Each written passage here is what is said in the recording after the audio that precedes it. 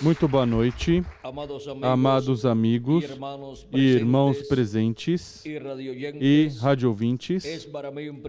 É para mim um privilégio muito grande estar com vocês nesta ocasião para compartilhar uns momentos de companheirismo espiritual ao redor do programa divino com cada um de vocês. Para ao redor do tema, o mistério das virgens insensatas e as virgens prudentes, ter uma conversa e chegar ao entendimento de quem são estas virgens prudentes e essas virgens insensatas das quais nos fala o nosso amado Senhor Jesus Cristo. E ver em qual destes dois grupos nós nos encontramos. Vamos ler a passagem de São Mateus, capítulo 25, versículos, versículo 1 em diante, onde diz: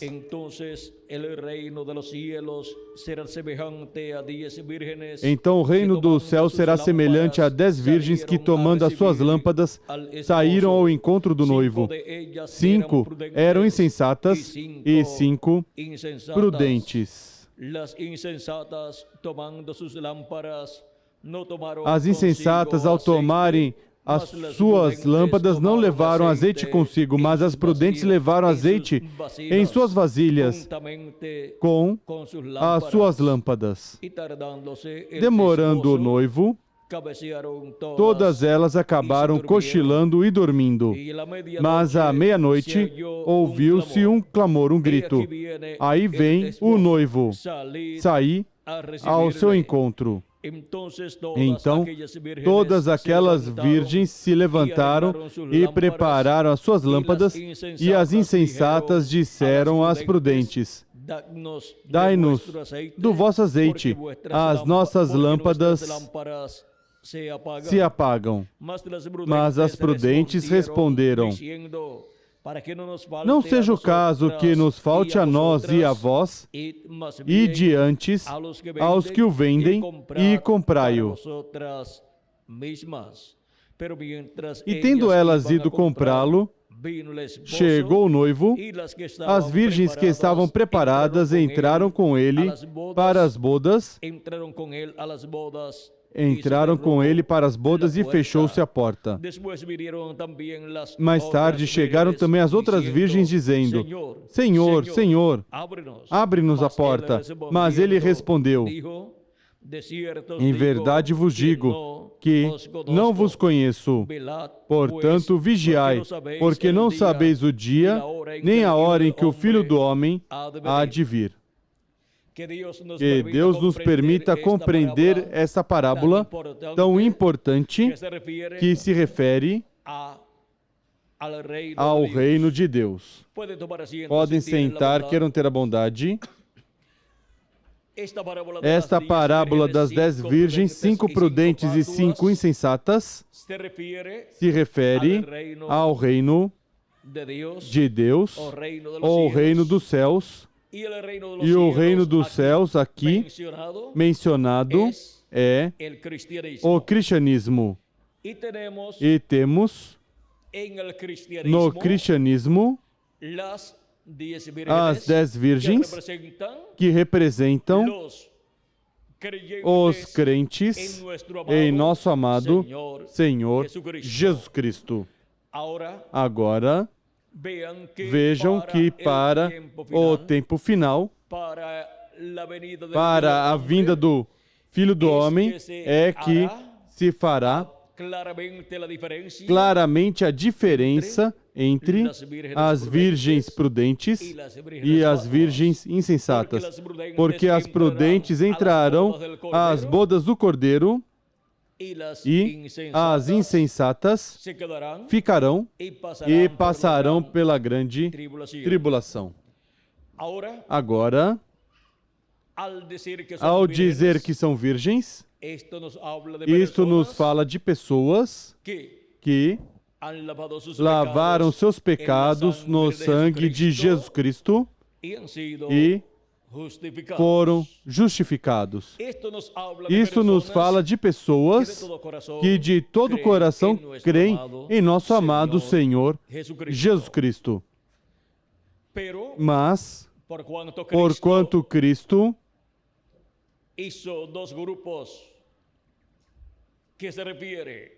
fez dois grupos que se referem aos crentes em Jesus Cristo, temos que compreender quem são as insensatas e quem são as prudentes.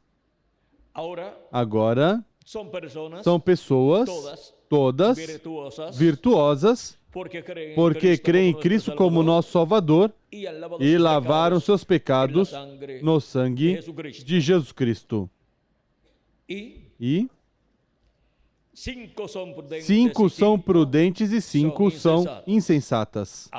Agora, não somente se requer crer em Jesus Cristo como nosso Salvador, se requer também receber seu Espírito Santo para poder obter o novo nascimento do qual Cristo nos falou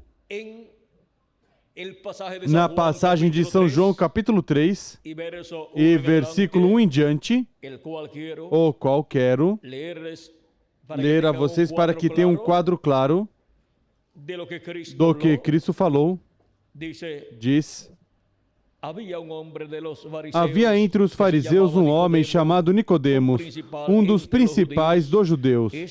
Este foi ter de noite com Jesus e disse: Rabi, sabemos que és mestre vindo de Deus, pois ninguém poderia fazer estes sinais miraculosos que tu fazes, se Deus não fosse com ele. Jesus respondeu: em verdade te digo que quem não nascer de novo não pode ver o reino de Deus. Perguntou-lhe Nicodemos: como pode um homem nascer sendo velho? Poderá voltar ao ventre da sua mãe e nascer? Respondeu Jesus: em verdade te digo que, em verdade te digo que aquele que não nascer da água e do Espírito não pode entrar no reino de Deus. O que é nascido da carne é carne, mas o que é nascido do Espírito é Espírito. Não te maravilhes de eu te dizer, necessário vos é nascer de novo. Aqui Jesus Cristo estabelece o novo nascimento para entrar no reino dos céus, o reino de Deus.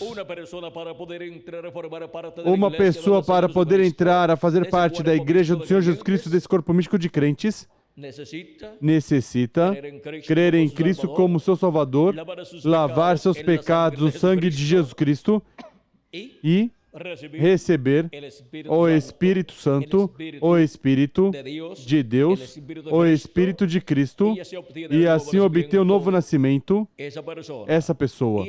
E assim entra a fazer parte do corpo místico de Cristo, o qual está representado neste diagrama em forma de um monte ou de uma pirâmide, o qual tem diferentes etapas, onde podemos ver as diferentes etapas da Igreja do Senhor Jesus Cristo, 7 etapas, e depois uma 8ª etapa, para as quais Jesus Cristo e o Espírito Santo esteve manifestado em cada mensageiro que ele enviou à sua igreja, como um servo fiel e prudente para dar o alimento espiritual a tempo aos filhos de Deus, na casa de Deus, ou seja, na igreja do Senhor Jesus Cristo, que é a casa de Deus, composta pelos crentes em Cristo que nasceram de novo.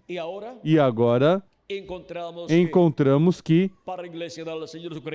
para a Igreja do Senhor Jesus Cristo entre os gentios, o primeiro mensageiro de Deus enviado foi o apóstolo São Paulo, no qual Cristo estava manifestado. E São Paulo dizia: já não vivo eu, vive Cristo em mim. Cristo estava em São Paulo vivendo e estava chamando e juntando os seus escolhidos, correspondentes a essa primeira etapa ou era da sua igreja gentia entre os gentios, cumprindo assim, ou começando a cumprir assim, suas promessas ou sua promessa, dada em São João capítulo 10, versículo 14 ao 16, onde Jesus disse: eu sou o bom pastor e conheço as minhas ovelhas e as minhas me conhecem. Assim como o Pai me conhece, também eu conheço o Pai e dou a minha vida pelas ovelhas. Ainda tenho outras ovelhas que não são deste aprisco, ou seja, são gentios, não são do aprisco hebraico. A mim me convém agregá-las também. Elas também ouvirão a minha voz, e haverá um rebanho e um pastor. Cristo, em Espírito Santo, esteve realizando esta obra por meio de cada mensageiro que ele enviou para cada uma das etapas da sua igreja. E esteve Cristo falando por meio de cada mensageiro que ele enviou e esteve chamando entre os gentios um povo para o seu nome.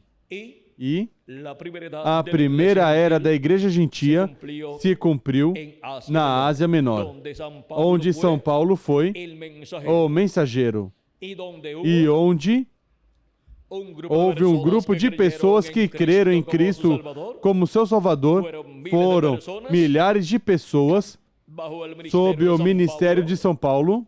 E entre todas essas pessoas que creram, houve pessoas que somente chegaram a crer em Jesus Cristo e lavar seus pecados no sangue de Jesus Cristo, mas que não receberam o Espírito Santo. Essas foram as virgens insensatas da primeira era representada na igreja de Éfeso, era da qual São Paulo foi seu mensageiro.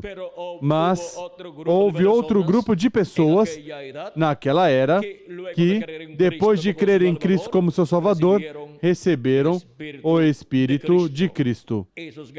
Esses que receberam o Espírito de Cristo obtiveram o novo nascimento e foram as virgens prudentes daquela etapa ou era.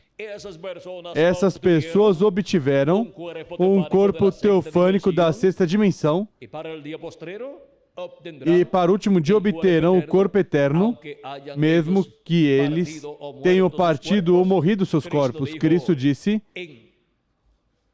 em São João, capítulo 6, e versículo 40, pois a vontade do meu Pai é que todo aquele que vê o Filho e nele crê, tenha a vida eterna. E eu o ressuscitarei no último dia. Aqui temos a promessa de uma ressurreição para os crentes em Cristo. É no último dia, ou seja, o sétimo milênio, o dia do Senhor, porque o último dia é o sétimo milênio, porquanto um dia diante do Senhor é como 1000 anos e 1000 anos como um dia, nos diz 2 de Pedro, capítulo 3 e versículo 8, e também o Salmo 90 e versículo 4 do profeta Moisés. Agora, vejam vocês que é para o último dia, o sétimo milênio, ou o dia do Senhor, que a ressurreição dos mortos em Cristo será realizada. Agora, em que ano do sétimo milênio?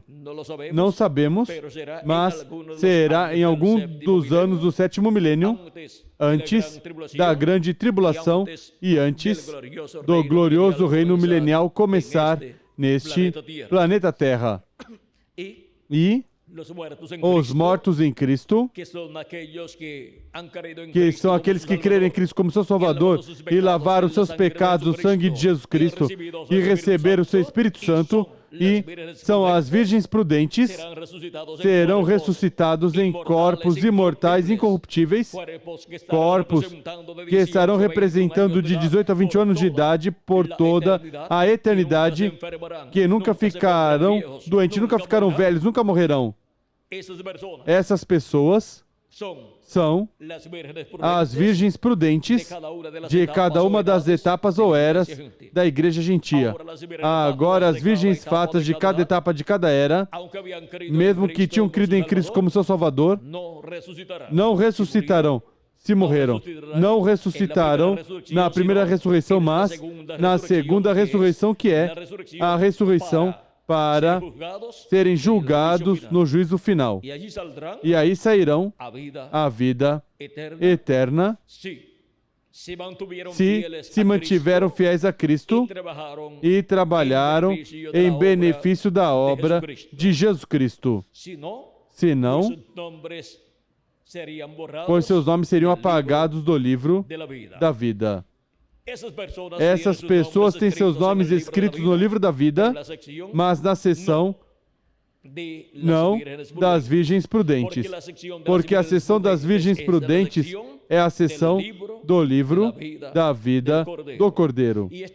E estão aí escritas essas pessoas desde antes da fundação do mundo e seriam manifestadas neste planeta Terra, cada um na era que lhe corresponderia viver, onde creriam em Cristo como seu Salvador e, depois de lavar seus pecados no sangue de Jesus Cristo, receberiam o Espírito de Jesus Cristo e assim se operaria neles o novo nascimento e entrariam a fazer parte da igreja do Senhor Jesus Cristo, dessa igreja virgem representada nas virgens prudentes. Mas, vejam vocês, sempre houve em cada etapa ou era virgens prudentes e virgens fátuas. Pessoas que creram em Cristo como seu Salvador e lavaram seus pecados no sangue de Jesus Cristo, mas que não receberam o Espírito Santo. Essas são as virgens fátuas ou insensatas. E houve também virgens prudentes que foram os que creram em Cristo como seu Salvador e lavaram seus pecados no sangue do Cordeiro e receberam o Espírito de Cristo, Espírito Santo, e, consequentemente, obtiveram um novo nascimento, nasceram de novo e assim vieram fazer parte do corpo místico de Cristo, dos eleitos de Deus, da Jerusalém celestial. Agora, vejam vocês como, assim como há uma Jerusalém terrena e também há um Israel terreno, há uma Jerusalém celestial e há um Israel celestial. E esse é o corpo místico de Cristo, a igreja do Senhor Jesus Cristo, composto pelos que creram em Cristo como seu Salvador. Agora, o cristianismo, vejam vocês, assim como o povo hebreu tem as pessoas que são espirituais e tem também as pessoas que não são espirituais. E agora, vimos em parte este mistério de quem são as virgens fátuas e quem são as virgens prudentes. E agora, vimos como de era em era apareceram manifestados na Terra, no cristianismo, as virgens fátuas e as virgens prudentes. As virgens fátuas, os que creram em Cristo como seu Salvador e lavaram seus pecados no sangue de Cristo, mas não receberam o Espírito Santo, ou seja, o Espírito de Jesus Cristo e, consequentemente, não nasceram de novo. Pensaram que somente com crer em Cristo era suficiente, mas se requer receber o Espírito de Cristo. Quem não nascer da água e do Espírito não pode entrar ao reino de Deus. E agora, vejam vocês, em todas as eras, etapas, estiveram as 10 virgens. as insensatas ou fátuas e as prudentes. E agora, neste diagrama, vejam vocês como chegamos ao último dia, onde, no último dia, haverá aqui uma separação, porque no último dia a vinda do Filho do Homem será o que fará a separação.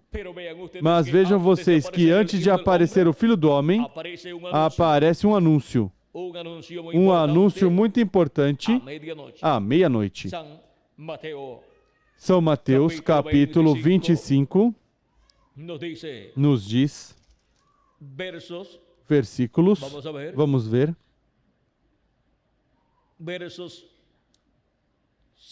versículo 5 em diante diz, demorando o noivo, todas elas acabaram cochilando e dormindo. Ou seja, de era em era, dormiram, morreram. Fisicamente os seus corpos de era em era.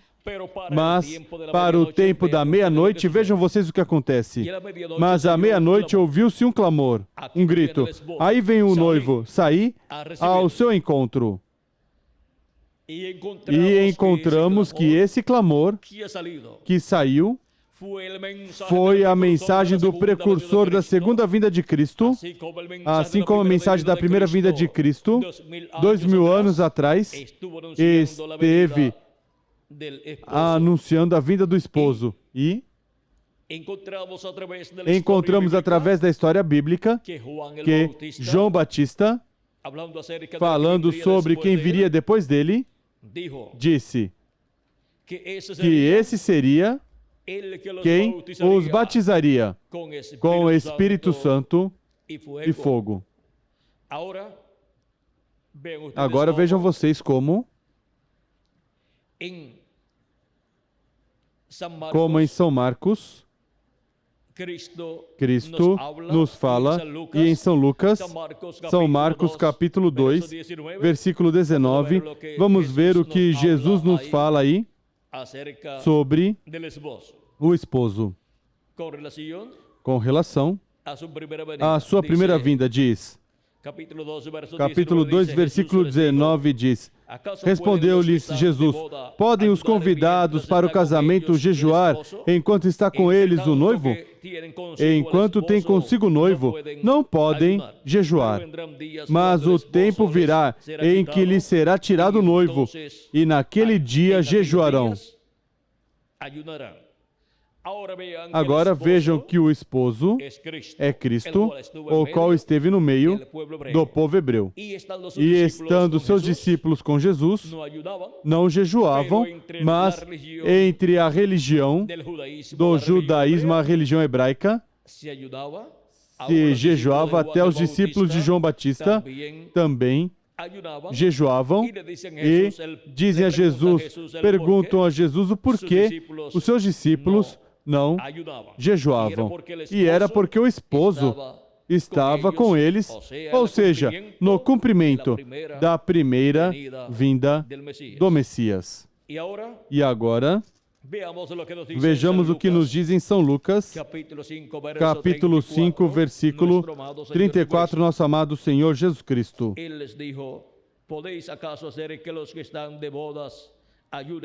Respondeu Jesus, podeis fazer jejuar os convidados para o casamento enquanto o noivo está com eles? Novamente fala do mesmo aqui.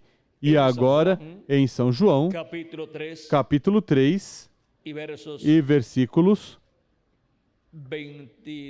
29, vejam aqui o que João Batista diz nessa ocasião.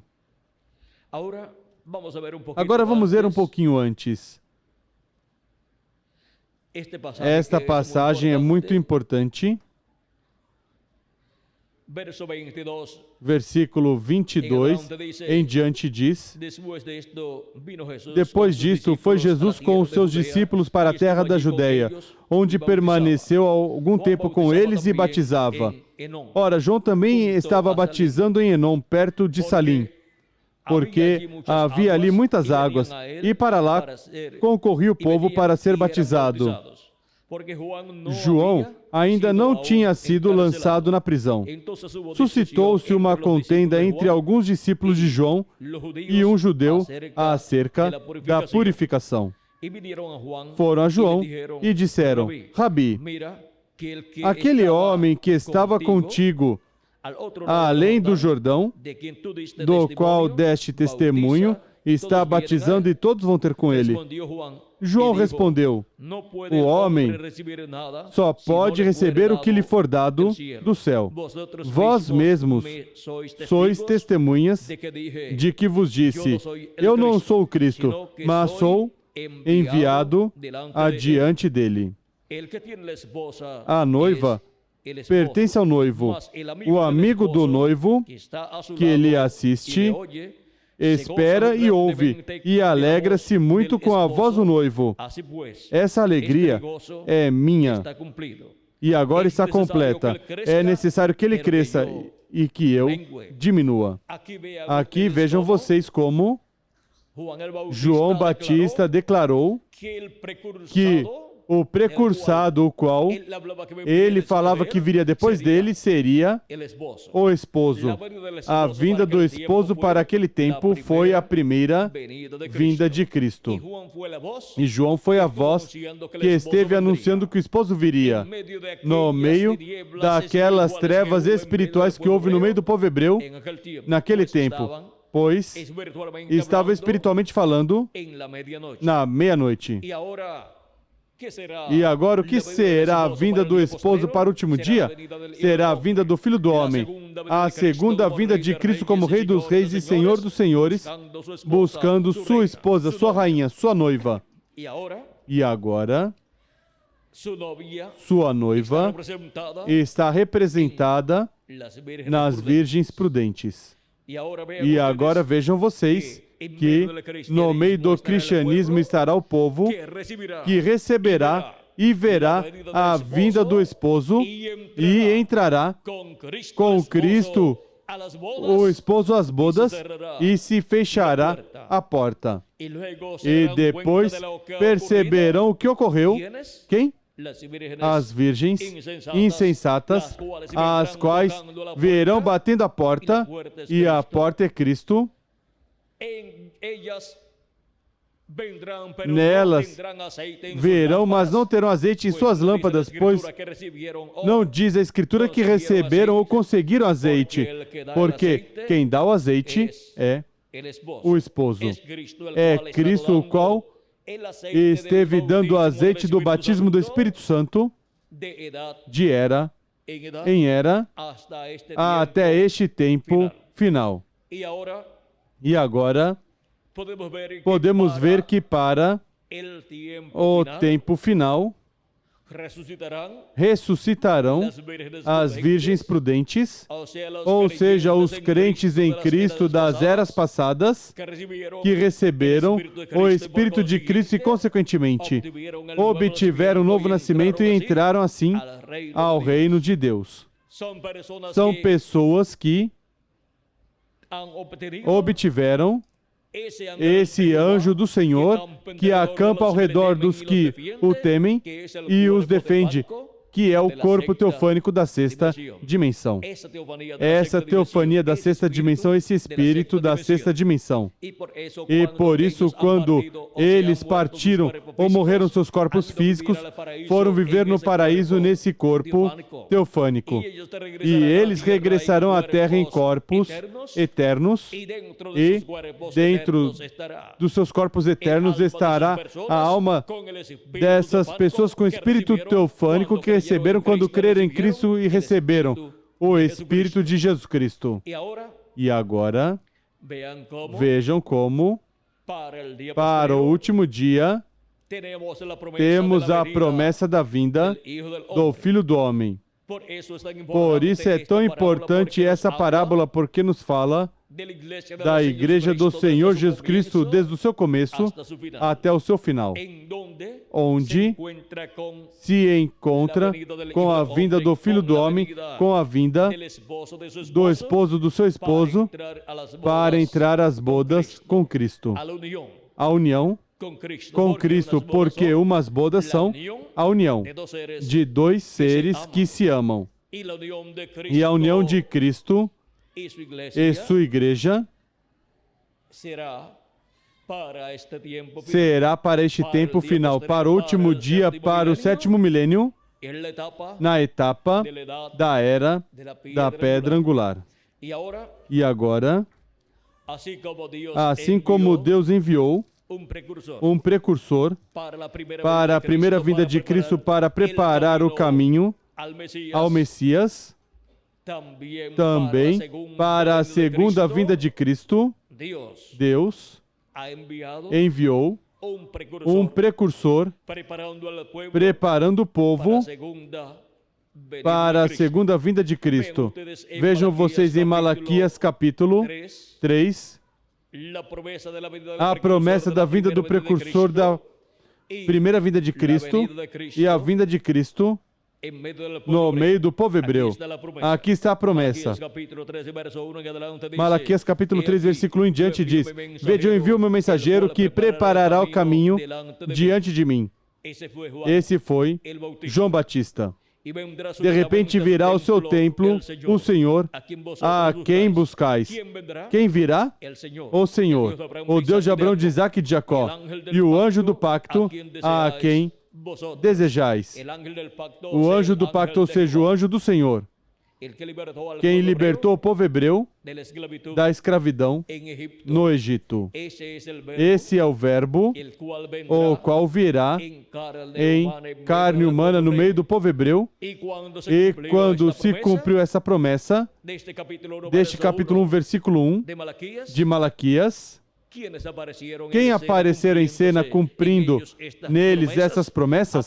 Apareceu João Batista como precursor, que estaria preparando o caminho ao Senhor, e depois apareceu Jesus no cumprimento da vinda do Messias no meio do povo hebreu. Esse que nasceu em Belém da Judeia por meio da Virgem Maria e cumpriu a promessa de Isaías capítulo 1, versículo 14, onde diz: o mesmo Senhor vos dará um sinal. Eis que a Virgem conceberá e dará à luz um filho. E será seu nome Emanuel, que traduzido é Deus conosco. Agora vejam como a vinda do Messias no meio do povo hebreu se cumpriu conforme as profecias. E, no entanto, os grandes líderes religiosos do povo hebreu, encabeçado esse ministério da religião hebraica no sumo sacerdote e os sacerdotes e os membros do concílio do Sinédrio, que eram 70 sábios em teologia, encontramos que não creram em Cristo, não viram que nesse jovem carpinteiro de Nazaré estava se cumprindo a vinda do Messias conforme a como estava prometido. Estavam cegos espiritualmente. E agora ali podemos ver virgens insensatas também, os que não puderam ver a vinda do esposo no meio do povo hebreu. E podemos ver virgens prudentes também, que foram os que creram em Cristo e seguiram Cristo em seu ministério terreno, os quais também encontramos que a maioria deles, ou muitos deles, tinham também visto João Batista e tinham crido que João Batista era um profeta de Deus e foram preparados para receber o Messias. Agora vejam vocês como aconteceu lá a primeira vinda do Messias, do esposo no meio do povo hebreu. E agora, para o último dia, para o sétimo milênio, temos a promessa da segunda vinda de Cristo, da vinda do esposo, a vinda do Filho do Homem, e ele vem no meio da sua igreja gentia. Ele vem no meio da sua igreja gentia, pois ele esteve no meio da sua igreja gentia, de era em era, manifestado em cada anjo mensageiro na porção correspondente a cada era, assim como esteve no meio do povo hebreu, manifestado em cada profeta que ele enviou. Mas depois, quando veio, manifestado em Jesus de Nazaré, veio em toda sua plenitude. E por isso, a vinda do anjo do pacto, do anjo do Senhor em toda a sua plenitude em carne humana foi o cumprimento da primeira vinda de Cristo. Essa promessa cumprida em um jovem carpinteiro de Nazaré, em um operário da construção. Agora, quantos podiam imaginar ou podiam interpretar que unicamente que o cumprimento da primeira vinda de Cristo no meio do povo hebreu seria em um jovem carpinteiro de Nazaré? Isso nem sequer passou em um pensamento rápido pelas mentes dos grandes teólogos daquele tempo. Não compreenderam que quando Deus promete algo grande, o cumpre em simplicidade. Vejam vocês, o cumprimento da primeira vinda do Messias, a promessa grande para o povo hebreu para aqueles dias, se realizou em um jovem carpinteiro de Nazaré, em um operário da construção. Não em um teólogo, não em um grande líder político, não em um rei literal daquele tempo, mas em um jovem carpinteiro. E, no entanto, esse era o rei de Israel. Esse era o Messias prometido para o povo hebreu.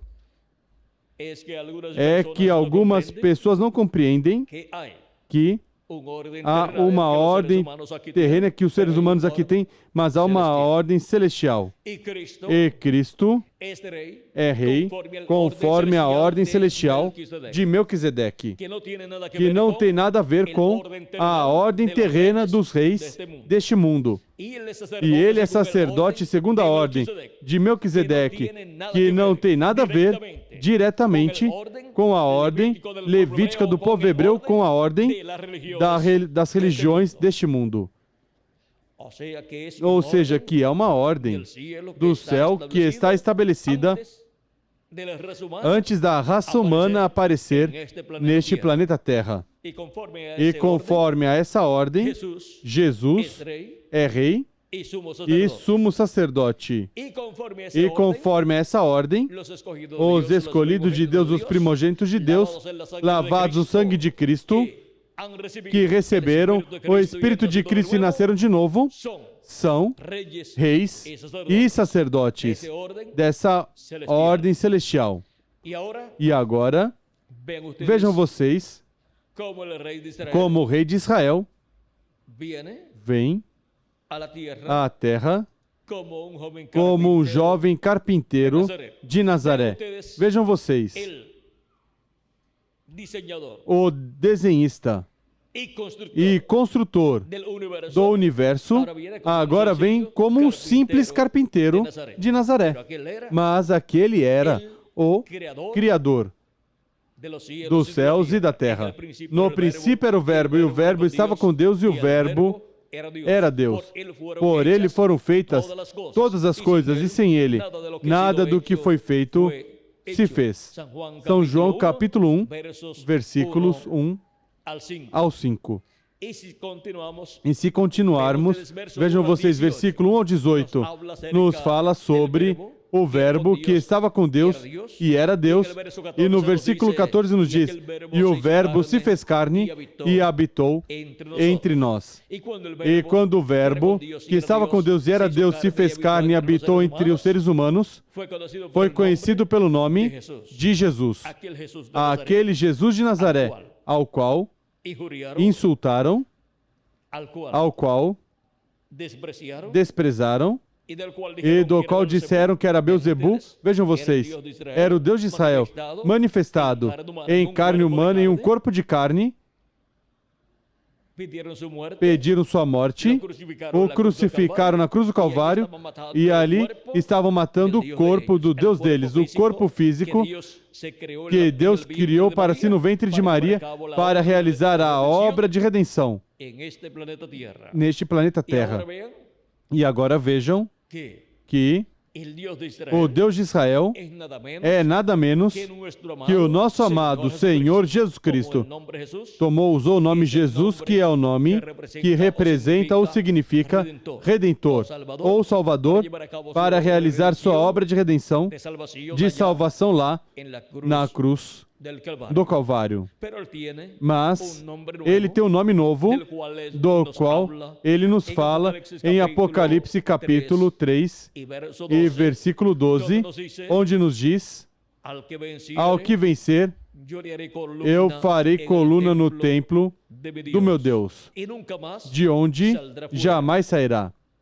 E escreverei sobre ele o nome do meu Deus e o nome da cidade do meu Deus, a Nova Jerusalém, que desce do céu do meu Deus, e meu nome novo. Há pessoas que, por não lerem o livro do Apocalipse, não viram que Cristo diz que tem um nome novo. E esse é o nome novo que ele diz que escreverá sobre o vencedor. Esse nome novo é o que será usado na segunda vinda de Cristo, o qual recebeu quando subiu ao céu vitorioso e se sentou no trono de Deus. E vejam vocês que a vinda do Filho do Homem para o último dia, que é a segunda vinda de Cristo, será com um nome novo. Portanto, nem toda pessoa poderá compreender o mistério da vinda do Filho do Homem para o último dia, ou seja, da segunda vinda de Cristo. E o que foi a primeira vinda de Cristo? Foi a vinda do Deus de Abraão, de Isaac e de Jacó, do Deus de Israel. Foi a vinda do anjo do pacto, do anjo do Senhor, manifestado em um corpo de carne, manifestado em um véu de carne chamado Jesus. O véu de carne tinha o nome para a redenção. Assim que, para a segunda vinda de Cristo, para a vinda do anjo do pacto, do Deus de Abraão, de Isaac e de Jacó, manifestado em carne humana no último dia na era da pedra angular e dispensação do reino, estará usando um novo nome, o nome novo do Senhor Jesus Cristo, do qual nos fala também em Apocalipse capítulo 2 e versículo 17, onde diz: ao que vencer, eu dar-lhe a comer do maná escondido, e lhe darei uma pedrinha branca, e na pedrinha branca um nome novo, um nome novo escrito, o qual ninguém conhece a não ser aquele que o recebe. Esse é o nome novo do Senhor Jesus Cristo. E essa pedrinha branca é a segunda vinda de Cristo, a vinda do Filho do Homem no último dia, a qual foi vista pelo rei Nabucodonosor, e o profeta Daniel interpretou na visão o sonho que o rei Nabucodonosor teve daquela estátua de cabeça de ouro, peito e braços de prata, ventre e coxas de bronze e pernas de ferro e pés de ferro e de barro de oleiro. Essa estátua representa o reino dos gentios passando pelas suas diferentes etapas. A primeira etapa foi a cabeça de ouro, representando o Império Babilônico, do qual Nabucodonosor foi o rei. Depois o peito e os braços de prata, representando o Império Medo-Persa. e depois o ventre e as coxas de bronze, representando o império da Grécia, com Alexandre o Grande, e depois as pernas de ferro, representando o império romano, no qual os Césares foram os que se sobressaíram, e depois os pés de ferro e de barro de oleiro.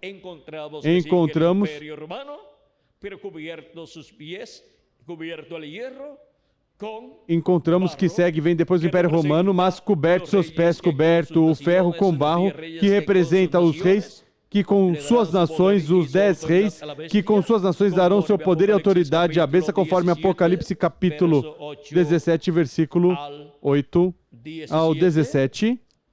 E vamos ler aqui, para que vocês vejam aqui do que estamos falando. Vejamos aqui, no versículo 11 em diante, do capítulo 17 de Apocalipse, diz: a besta que era e já não é o oitavo rei, pertence aos 7 e vai à sua destruição. Os 10 chifres que viste são 10 reis que ainda não receberam o reino, mas receberão autoridade como reis por 1 hora, juntamente com a besta. Estes têm o mesmo intento e entregarão o seu poder e autoridade à besta. Guerrearão contra o Cordeiro e o Cordeiro os vencerá, porque é o Senhor dos senhores e o Rei dos reis. Vencerão também os que estão com ele, chamados, eleitos e fiéis. Agora vejam vocês aqui a segunda vinda de Cristo, a vinda do Cordeiro de Deus, que é Jesus Cristo, mas em sua vinda, vejam vocês que há uma mudança aqui. Diz que aqui a besta, com esses 10 reis, representados nos pés de ferro e de barro de oleiro, guerrearão contra o Cordeiro, ou seja, guerrearão contra Cristo em sua segunda vinda.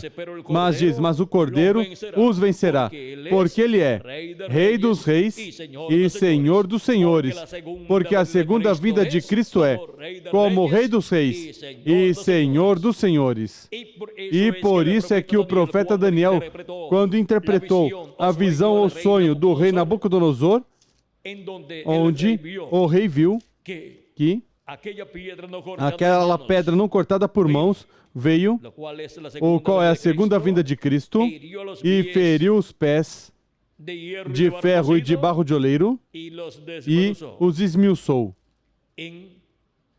Em Daniel, capítulo 2, versículos 33 em diante, diz: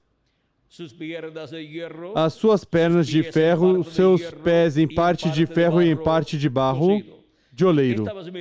Estavas vendo isto quando uma pedra foi cortada, sem auxílio de mãos, a qual feriu a estátua nos pés de ferro e de barro, e os esmiuçou.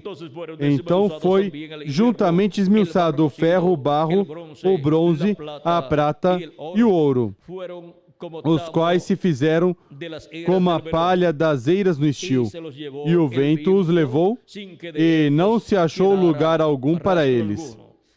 Mas a pedra que feriu a estátua se fez um grande monte e encheu toda a terra. E a interpretação, a isto encontramos no mesmo capítulo 2, e versículos 44 ao 45, onde nos diz, vamos ver aqui, versículo 42 em diante, para que tenhamos o quadro mais claro. Por aqui diz, este é o reino do anticristo para o último dia. Diz,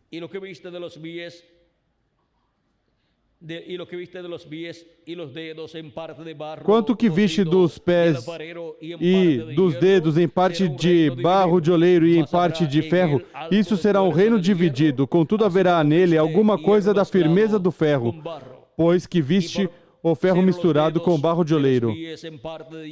Como os dedos dos pés eram em parte de ferro e em parte de barro, assim por uma parte o reino será forte e por outra será frágil. Quanto ao que viste do ferro misturado com barro de oleiro, misturar-se-ão pelo casamento alianças humanas, mas não se ligarão com um ao outro, assim como o ferro não se mistura com o barro. Mas nos dias destes reis, o Deus do céu levantará um reino que não será jamais destruído. Este reino não passará a outro povo, mas esmiuçará e consumirá todos estes reinos, e será estabelecido para sempre. Como viste que do monte foi cortada uma pedra sem auxílio de mãos, e ela esmiuçou o ferro, o bronze, o barro, a prata e o ouro, o grande Deus fez saber ao rei o que há de ser, depois disso. Certo é o sonho e fiel a sua interpretação. Agora vejam como no tempo de Daniel, Deus mostrou a este profeta a vinda do Filho do Homem para o último dia. A segunda vinda de Cristo a mostrou como uma pedra não cortada que foi cortada do monte.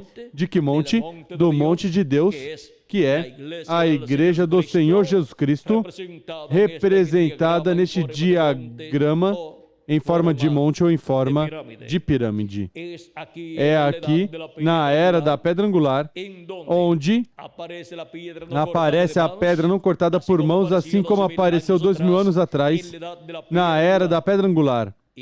E agora, vejam vocês como para este tempo final, é que a vinda do Filho do Homem, ou seja, a vinda do anjo do pacto, do anjo do Senhor, de quem esteve em carne humana 2000 anos atrás com o nome Jesus, verá novamente em carne humana e se manifestará em carne humana, em um corpo humano do tempo presente e virá no cumprimento das promessas feitas à Igreja do Senhor Jesus Cristo para dar o conhecimento de todas essas coisas que em breve deve acontecer e preparar assim o povo para ser transformado e raptado no último dia.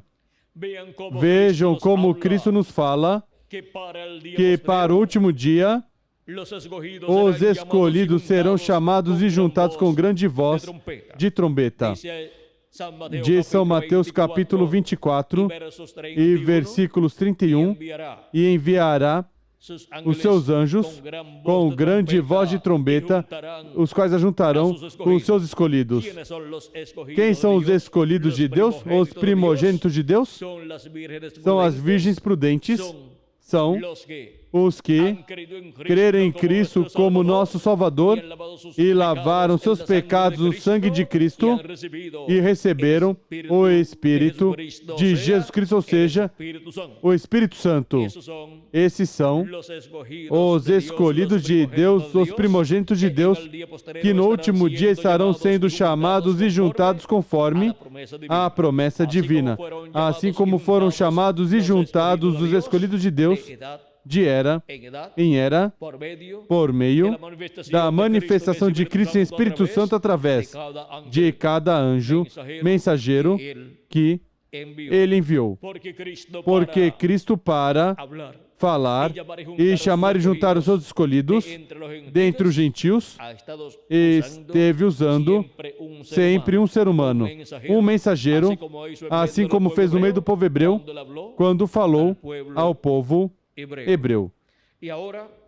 E agora, vejam vocês que, para este tempo final, os escolhidos de Deus estariam escutando a voz de Cristo, assim como escutaram em cada era por meio do mensageiro de cada era, estarão escutando na era da pedra angular, por meio do mensageiro que ele tiver na era da pedra angular. E agora, como será a voz de Cristo no último dia? Será a voz de Cristo como uma grande voz de trombeta, o qual estará chamando e juntando os seus escolhidos e revelando todas essas coisas que em breve devem acontecer. Em Apocalipse capítulo 1, versículo 10 a 11 diz: João, o apóstolo, diz: eu fui arrebatado em espírito no dia do Senhor. Em que dia estava? No dia do Senhor, que é o último dia, o qual é o 7º milênio. E ouvi de trás de mim uma grande voz como de trombeta que dizia: eu sou o Alfa e o Ômega, o primeiro e o último. Quem é o Alfa e o Ômega? Quem é o primeiro e o último? O nosso amado Senhor Jesus Cristo. É a voz de Jesus Cristo no último dia, no dia do Senhor, no 7º milênio. Porque um dia diante do Senhor é como 1000 anos, e 1000 anos como um dia, nos diz São Pedro, em sua segunda carta, capítulo 3, versículo 8, e o Salmo 90 e versículo 4 do profeta Daniel. Assim que no dia do Senhor é que os filhos e filhas de Deus estariam escutando a voz de Cristo como uma grande voz de trombeta. E agora, vejamos novamente essa voz de trombeta em Apocalipse, capítulo 4 e versículo 1. Que é a voz de Cristo, diz: depois dessas coisas olhei e vi que estava uma porta aberta no céu, e a primeira voz que ouvi como de som de trombeta falando comigo disse: sobe aqui e mostrar-te-ei as coisas que depois destas devem acontecer. E agora, aqui temos uma promessa: sobe aqui e mostrar-te-ei as coisas que depois destas devem acontecer. É uma promessa de Cristo. É a voz de Cristo, essa voz de trombeta nos prometendo o conhecimento de todas essas coisas que acontecerão depois das que já aconteceram nas 7 etapas ou eras da Igreja Gentia. Agora nos mostrará o que acontecerá na era da pedra angular, no último dia, porque cada etapa da Igreja do Senhor Jesus Cristo teve um tempo no qual se cumpriu, e teve também um território no qual se cumpriu. E agora já transcorreram as 7 etapas ou eras da Igreja Gentia. A primeira foi na Ásia Menor, e seu mensageiro foi São Paulo. A segunda foi na França, e seu mensageiro foi Irineu. A terceira foi na Hungria, e França, e seu mensageiro foi Martin. A quarta foi na Irlanda e Escócia, e seu mensageiro foi Colombo. A quinta foi na Alemanha, e seu mensageiro foi Lutero. A sexta foi na Inglaterra, e seu mensageiro foi Wesley. Vimos que há 5 etapas da Igreja de Jesus Cristo: segunda, terceira, quarta, quinta e sexta, que se cumpriram na Europa, e a 7ª era se cumpriu na América do Norte, e seu mensageiro foi o reverendo William Marion Branham. De cada lugar onde se cumpriu cada era, encontramos que Deus chamou seus escolhidos, aí estavam as virgens prudentes, e daí saiu a mensagem para outras nações. Depois, da América do Norte, onde se cumpriu a 7ª era da Igreja Gentia, onde Deus enviou o reverendo William Marion Branham, no qual se manifestou o Espírito de Cristo e operou o ministério do profeta Elias pela 4ª ocasião, e se tornou o precursor da segunda vinda de Cristo. Depois dessa manifestação tão poderosa no reverendo William Branham, na América do Norte, já depois dessa manifestação encontramos que se cumpriram as 7 etapas ou eras da Igreja Gentia, e somente resta a Igreja do Senhor Jesus Cristo, a era da pedra angular. onde a voz de Cristo estaria sendo escutada como uma grande voz de trombeta, já não por meio de algum desses 7 mensageiros, porque já por meio deles, Cristo esteve falando em Espírito Santo e revelando as coisas correspondentes a cada uma dessas eras passadas. Agora, a voz de Cristo estará na Era da Pedra Angular. E qual é o território para o cumprimento da Era da Pedra Angular? Já não é na América do Norte, também não é na Inglaterra, também não é na Alemanha, também não é na Irlanda ou Escócia, também não é na Hungria e França, e também não é na Ásia Menor, e também não são nenhum destes mensageiros a voz de Cristo para o último dia.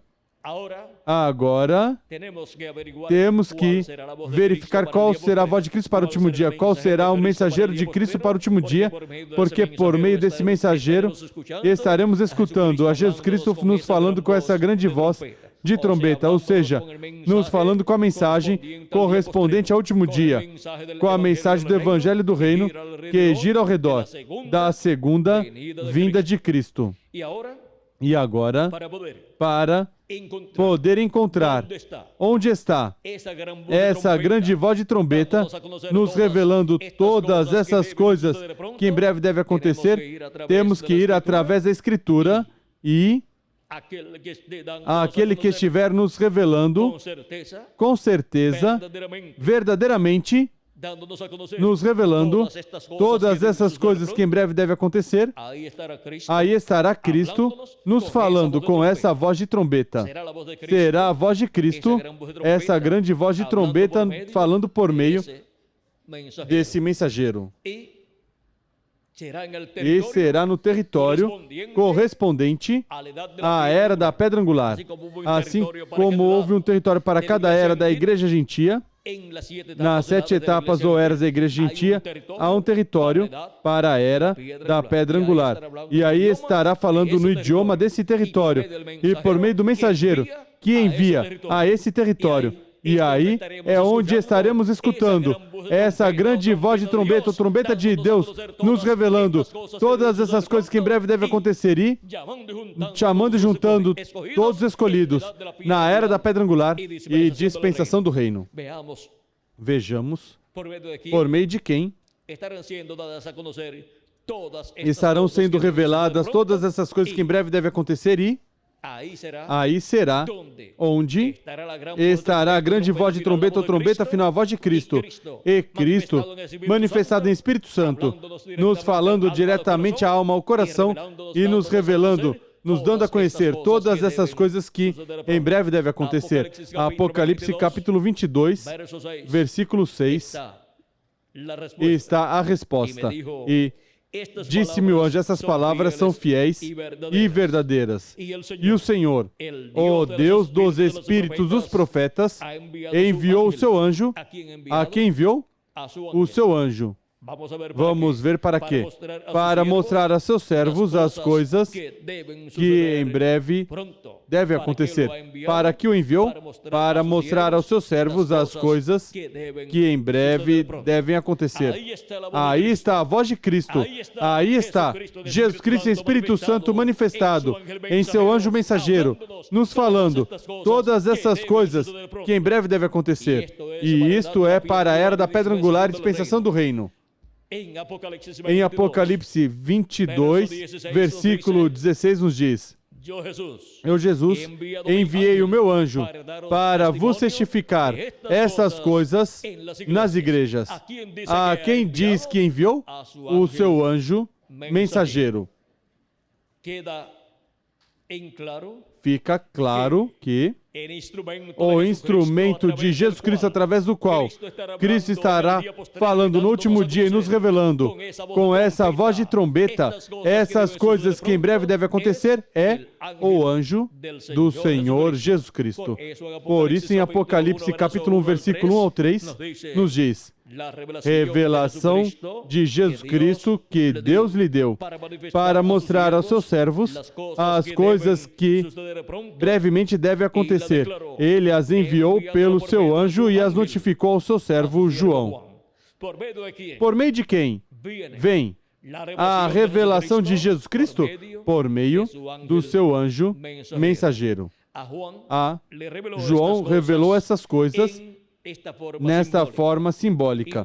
E para o último dia estará revelando aos escolhidos de Deus todas essas coisas que em breve devem acontecer, revelando o significado destes símbolos apocalípticos correspondentes a este tempo final. E assim, os escolhidos de Deus obterão conhecimento de todas essas coisas que em breve devem acontecer, que estão profetizadas no livro do Apocalipse, nesta forma simbólica. Por isso é que no livro do Apocalipse encontramos a esposa do Cordeiro representada, vejam vocês, em uma mulher. E também encontramos aí mulheres que representam cidades e representam religiões também, porque mulheres na Bíblia são tipo e figura de nações, de povos e de línguas e de cidades, e também são tipo e figura de religiões e de igrejas. Assim que podemos ver que o povo hebreu também é representado em uma mulher. E encontramos assim por diante que nações, povos e línguas são representados em mulheres. E as religiões também são representadas em mulheres. E agora a Igreja do Senhor Jesus Cristo, vejam vocês, está representada em uma mulher virgem. E vejam vocês aqui na parábola das 10 virgens, está representado o cristianismo em geral completo em 10 mulheres. Em 10 mulheres virgens, ou seja, 10 mulheres virtuosas, 10 mulheres santas, mas 5 delas com azeite em suas lâmpadas e 5 delas sem azeite em suas lâmpadas. O qual é tipo e figura do cristianismo. Uma seção do cristianismo sem o Espírito Santo, mesmo que crer em Cristo como seu Salvador, e outra seção do cristianismo com o Espírito Santo, depois de ter crido em nosso amado Senhor Jesus Cristo. Agora, quem estarão escutando a voz de Cristo? A voz de Cristo estará falando para todo ser humano. Falará tanto para o mundo em geral, como também falará para as 10 virgens. Agora, quem estarão recebendo e aceitando em suas almas a mensagem de Cristo, essa grande voz de trombeta, estarão crendo e estará recebendo as bênçãos de Cristo para o último dia e estarão sendo preparados para serem transformadas e raptadas as virgens prudentes. Vejam vocês, nessa mesma parábola que Jesus Cristo deu em São Mateus 25, capítulo 25, versículo 1 ao 13. Vejam vocês o que aqui nos diz. E tendo elas ido comprá-lo, quem foram comprar as virgens? Insensatas ou virgens fátuas, diz, veio o esposo, ou seja, se cumpriu a segunda vinda de Cristo, a vinda do Filho do Homem.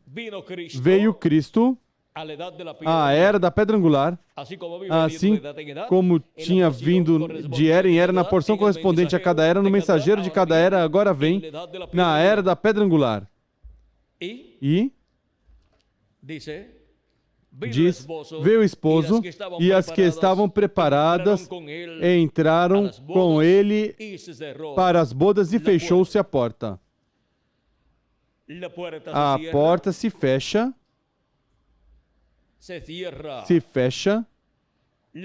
a porta da dispensação da graça, se fecha a porta de misericórdia e já daí em diante não há mais oportunidade para entrar às bodas do Cordeiro. E daí em diante as virgens fátuas ou insensatas terão que se preparar para passar pela grande tribulação, porquanto não tinham azeite em suas lâmpadas, não tinham obtido o novo nascimento depois de crer em Cristo como seu Salvador. E, consequentemente, elas passarão pela grande tribulação onde o anticristo, a besta, o homem de pecado, matará as virgens fátuas, as virgens insensatas, enviará exércitos, estabelecerá o anticristo o seu reino, onde ninguém poderá comprar nem vender se não tiver o selo, a marca da besta, se não tem o número do seu nome, se não tem o selo em sua mão ou em sua testa, não poderão nem comprar nem vender. E em Apocalipse capítulo 12 encontramos que o dragão lança água, que são exércitos, sobre ou contra a mulher e contra sua semente. A semente da mulher são os descendentes do judaísmo e do cristianismo. As virgens fátuas do cristianismo, que têm o nome de Cristo e creem em Jesus Cristo como seu Salvador. Apocalipse capítulo 12, versículo 17 diz: Então o dragão irou-se contra a mulher e foi fazer guerra aos demais filhos dela, os que guardam os mandamentos de Deus. Esses são os hebreus. E tem o testemunho, mantém o testemunho de Jesus. Essas são as virgens insensatas ou virgens fátuas que estarão passando pela grande tribulação. E o dragão, que será o diabo encarnado no anticristo, no homem de pecado, na besta, vejam vocês, produzirá essa perseguição e fará que matem as virgens fátuas e também declarará a guerra contra o povo hebreu. E os 144 mil hebreus que receberão Cristo em sua segunda vinda, esses 144 mil hebreus também morrerão como mártires, mas ressuscitarão ao final da grande tribulação para estar no glorioso reino milenial do nosso amado Senhor Jesus Cristo. Mas as virgens fátuas ressuscitarão depois do reino milenial, para serem julgadas diante do trono branco do juízo final, e depois entrarão à vida eterna, se seus nomes permanecerem escritos no livro da vida, se não negaram Cristo. E agora, vejam vocês o mistério das 10 virgens, das 5 virgens fátuas e as 5 virgens insensatas, ou 5 virgens insensatas e 5 virgens prudentes. Vejam vocês qual é o mistério escondido aí. Este mistério foi revelado a vocês nesta ocasião. Agora, reconheça você o lugar onde se encontra nesse corpo de crentes em nosso amado Senhor Jesus Cristo. Veja você, se se encontra no grupo das virgens insensatas ou no grupo das virgens prudentes. Para o último dia, são as virgens prudentes as que estarão recebendo o esposo a Cristo, vindo, manifestado em seu anjo mensageiro, e falando por meio do seu anjo mensageiro todas essas coisas que em breve devem acontecer. E com sua mensagem estará nos preparando para ser transformados e raptados neste último dia. Estamos no tempo mais glorioso de todos os tempos. O tempo prometido para a vinda do Filho do Homem.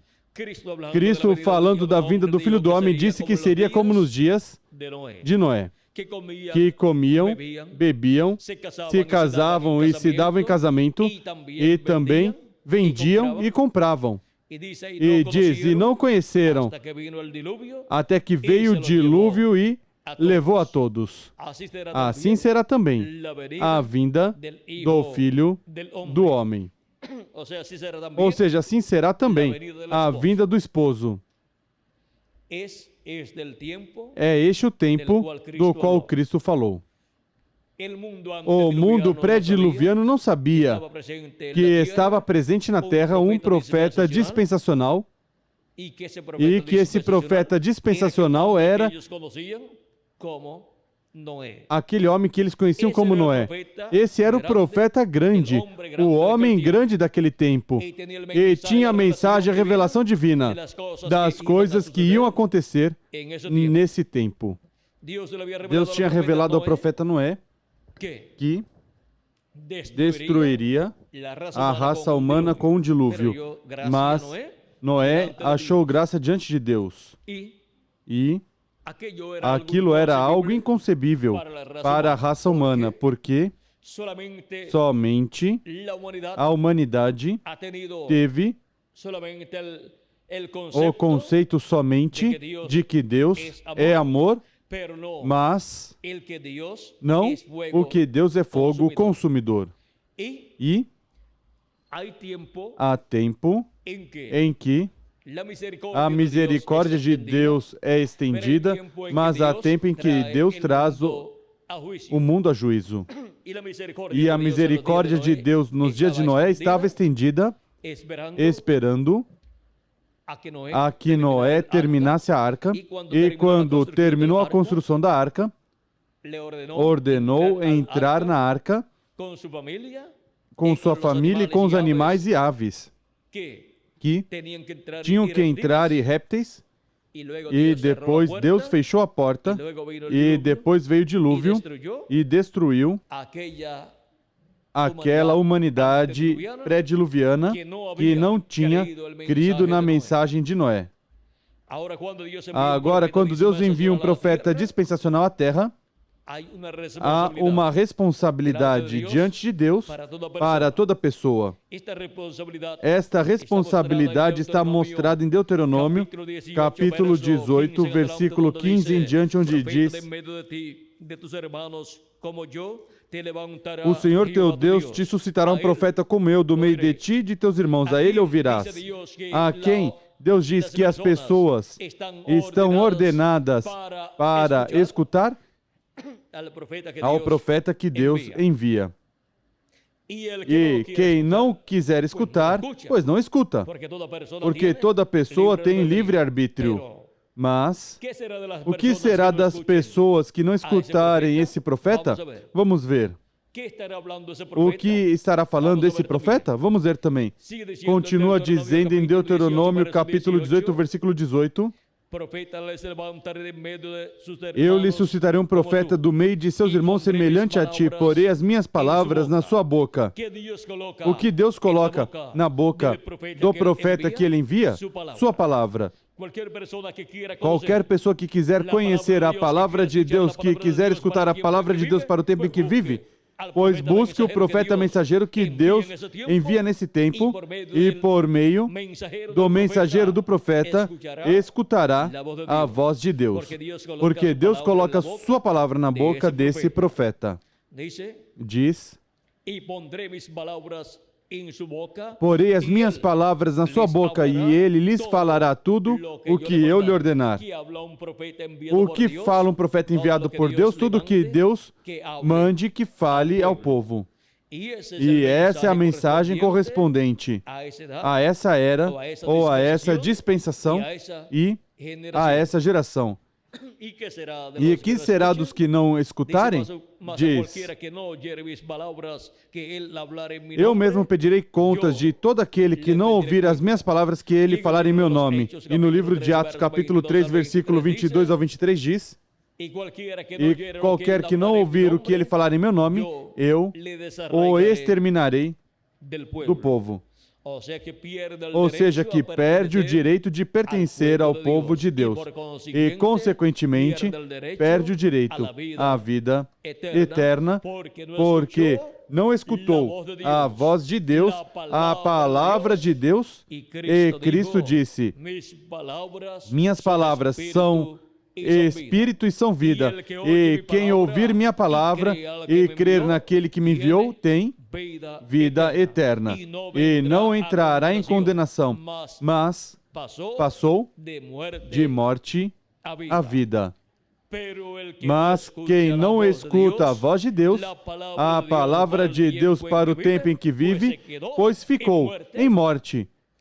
Porque quando se escuta, se passa do que? De morte à vida. E se não se escuta, pois fica na morte, porque o ser humano, quando vem a essa terra, vem em sentença de morte. E vem morto espiritualmente falando. Vem sem vida eterna e, consequentemente, tem que fazer contato com a vida eterna, escutando a palavra de Deus e recebendo Cristo como seu Salvador e lavando os seus pecados no sangue do Cordeiro e recebendo o Espírito de Jesus Cristo. E assim, a pessoa passa de morte à vida. Passa, assim, a vida eterna, obtendo o corpo teofânico da sexta dimensão, para depois, no último dia, obter o corpo físico e glorificado e ser a imagem e semelhança do nosso amado Senhor Jesus Cristo. Agora vejam como o programa divino esteve se movendo de etapa em etapa, e de era em era, e de geração em geração. E para este último dia, nos encontramos na parte final do programa divino correspondente à Igreja do Senhor Jesus Cristo para passar a vida eterna até com um corpo eterno, que é a parte final no programa de Cristo com sua Igreja, quanto às coisas que Ele fará em sua Igreja para entrar fisicamente também a vida eterna. Teremos um corpo físico e eterno, um corpo glorificado, e assim seremos a imagem e semelhança do nosso amado Senhor Jesus Cristo. E isto é para este último dia onde estaríamos escutando a voz de Cristo representada na trombeta final, ou grande voz de trombeta, ou trombeta de Deus. São Paulo, no capítulo 15, versículos 49 ao 55, de 1 aos Coríntios, nos fala da transformação e da ressurreição. E nos diz que será a final trombeta, pois será tocada a trombeta, e os mortos em Cristo ressuscitarão primeiro, e depois nós, os que vivemos, seremos transformados. Seremos transformados nos átomos do corpo, e nosso corpo, ao ser mudado, será um corpo eterno e jovenzinho por toda a eternidade, representando de 18 a 21 anos de idade para toda a eternidade. Essa é a promessa divina para os escolhidos de Deus para o último dia. Em 1 aos Tessalonicenses, capítulo 4, versículo 13 ao 17, também nos fala dessas coisas. Nos fala que o mesmo Senhor descerá do céu com aclamação, com voz de arcanjo e com trombeta de Deus, e os mortos em Cristo ressuscitarão primeiro, e depois nós, os que vivemos, seremos arrebatados nas nuvens para receber o Senhor no ar, porque seremos transformados e depois iremos com Cristo à ceia das bodas do Cordeiro, juntamente com os escolhidos das eras passadas, que também ressuscitarão e terão um corpo eterno. E isto é para o último dia, conforme as promessas de Cristo em São João, capítulo 6, versículo 40, onde disse: pois a vontade do meu Pai é que todo aquele que vê o Filho e nele crê, tenha a vida eterna, e eu o ressuscitarei no último dia. Para os mortos em Cristo, há uma ressurreição prometida para o último dia. E para os que vivemos, se permanecermos vivos, quando já estiverem ressuscitados os mortos em Cristo, nós seremos transformados. E obteremos assim o corpo eterno e viveremos por toda a eternidade com o nosso amado Senhor Jesus Cristo. E todos esses que terão o corpo eterno, tanto os mortos em Cristo que ressuscitarão, como os que estamos vivos, que seremos transformados, são os representados nas virgens prudentes. Esses são os que creem em Cristo como seu Salvador, no tempo em que lhes correspondeu viver, lavaram seus pecados no sangue do Cordeiro e receberam seu Espírito Santo. E para o último dia, seremos a imagem e semelhança do nosso amado Senhor Jesus Cristo. E iremos daqui. Mas as virgens insensatas ou fátuas, por não ter o Espírito de Cristo, o azeite, não poderão ser transformadas e raptadas. Não poderão ter o corpo eterno para serem levadas a ser das bodas do Cordeiro no céu. Coisa lamentável para um grupo, para uma seção do cristianismo que creu em Cristo como seu Salvador e confessou seus pecados e os lançou no sangue do Cordeiro. Agora, onde estará a era da pedra angular sendo realizada no último dia? Onde estarão os escolhidos do último dia sendo chamados e juntados? Onde estarão os escolhidos, as virgens prudentes, que estarão escutando a voz do esposo e recebendo o esposo no último dia? Onde estarão esses escolhidos neste último dia, onde se cumprirá esta promessa da era da pedra angular, onde Cristo estará manifestado por meio do seu anjo mensageiro, nos revelando todas essas coisas que em breve devem acontecer? E onde estarão os que estarão escutando a voz de Cristo, nos revelando todas essas coisas e assim obtendo conhecimento de todas essas coisas que em breve devem acontecer no último dia, no sétimo milênio, na era da pedra angular e dispensação do reino? Aqui estamos, na América Latina e no Caribe. Esse é o território. Esse é o território para o cumprimento da era da pedra angular, da era onde Jesus Cristo estaria manifestado como Rei dos Reis e Senhor dos Senhores, como leão da tribo de Judá. Como cuando ruge un león y los 7 truenos emitiendo sus voces y dándonos a conocer el misterio de su venida. Clamando como quando um leão ruge, e os 7 trovões emitindo suas vozes e nos revelando o mistério da sua vinda, a sua igreja, a era da pedra angular e dispensação do reino, e assim nos revelando todas essas coisas que em breve deve acontecer nesse último dia, e assim surgindo a mensagem do Evangelho do Reino,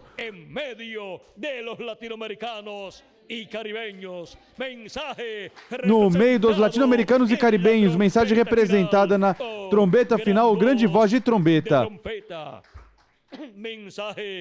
Mensagem que gira ao redor da segunda vinda de Cristo, como leão da tribo de Judá, como Rei dos Reis e Senhor dos Senhores em sua obra de reclamação, e como o sol nascente de Malaquias, capítulo 4 e versículo 2. Mas para vós que temeis o meu nome, nascerá o sol de justiça, e em suas asas trará salvação. É o sol de justiça, Cristo, em sua segunda vinda, como foi em sua primeira vinda. Ele disse: eu sou a luz do mundo, e quem me segue não andará em trevas, mas terá a luz da vida, a luz da vida eterna. Para quê? Para viver eternamente.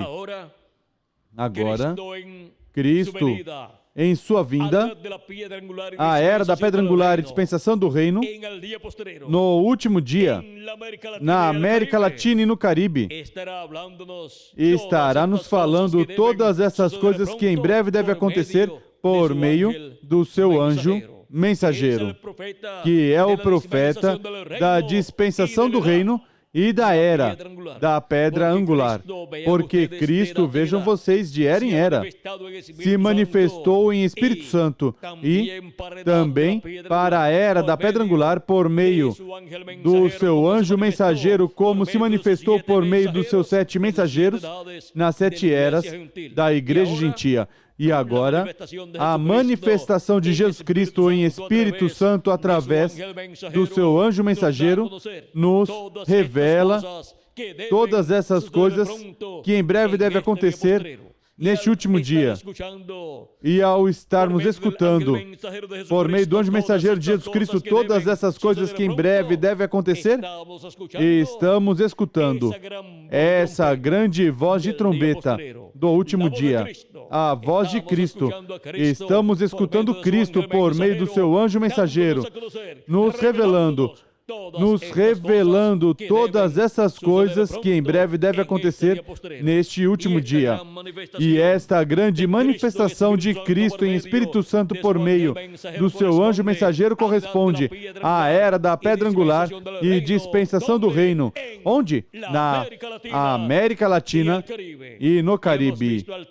Vimos o território onde Cristo estaria nos falando com essa grande voz de trombeta. Vimos também quem estariam escutando essa grande voz de trombeta, as virgens prudentes, que no último dia entram com o esposo, com Cristo, às bodas, e depois se fechará a porta, e verão depois as virgens insensatas ou fátuas buscando que lhes abram a porta, mas já será muito tarde. Agora elas não vão se perder. Passarão pela grande tribulação, darão suas vidas por Cristo, o anticristo as matará, enviará exércitos, como aconteceu nas guerras religiosas de outras gerações, mas essas pessoas morrerão como mártires, morrerão dando suas vidas por Cristo e por sua fé. E assim, elas, quando forem julgadas no juízo final, entrarão à vida eterna. Mas as virgens prudentes entram à vida eterna com o corpo eterno antes da grande tribulação. E estaremos nesses corpos eternos aqui na terra por uns 30 ou 40 dias, como Cristo esteve ressuscitado por 30 ou 40 dias aqui na terra e depois subiu ao céu.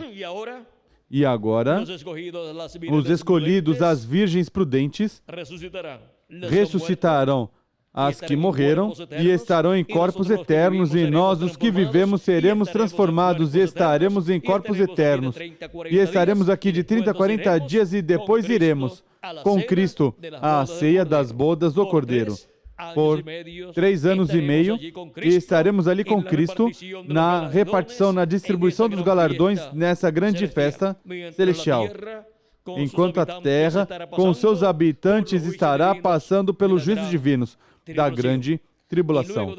E depois da grande tribulação, veremos de novo a terra com corpos eternos e reinaremos com Cristo em seu glorioso reino milenial, no meio do povo hebreu.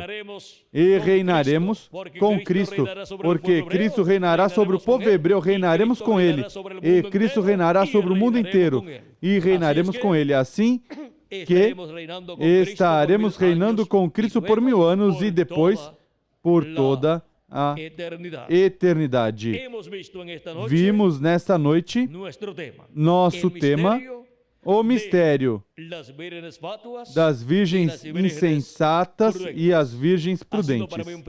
Foi para mim um privilégio muito grande estar com vocês, amados amigos, irmãos presentes e radiovintes, dando testemunho do mistério das virgens fátuas e as virgens prudentes, para obterem conferências similares a esta e obterem assim mais informação, mais conhecimento de todos os mistérios do reino de Deus. Vocês poderão escrever ou telefonar pelo telefone aos telefones e endereços que o reverendo Miguel Bermudes Marim dará a cada um de vocês, amigos rádio ouvintes. Tenham lápis e papel prontos, preparados para tomar esses endereços e telefones que o reverendo Miguel Bermudes Marim estará comunicando a vocês através desta emissora de rádio amiga. Deixo com vocês novamente o reverendo Miguel Bermudes Marim para dar esses endereços e telefones. Com vocês, o reverendo Miguel Bermudes Marim. Deus os abençoe e boa noite.